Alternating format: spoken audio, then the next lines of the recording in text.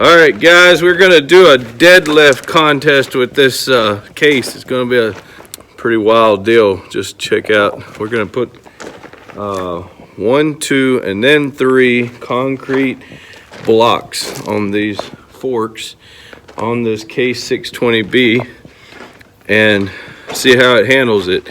We all know 1 block's no problem because the Kubota will pick up 1 block, but 2 blocks is 9,000 pounds because they weigh 4,500 pounds each, and I have a whole pile of them, so we're gonna try 3 blocks. If it'll handle 2, we're gonna put 3 on. Of course, you guys know that the machine, as it goes up, this particular machine also goes out.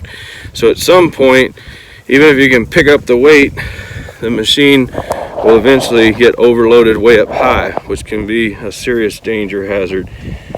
So I have a big old giant pile of all kinds of retaining wall concrete blocks with the rebar in the top that we use for like a bulk bin, and they weigh right at 4,500 pounds per block. So anyway, we're gonna pick up 2 or 3 of them out here in the field and let you guys see for yourselves how this machine handles some extreme weight.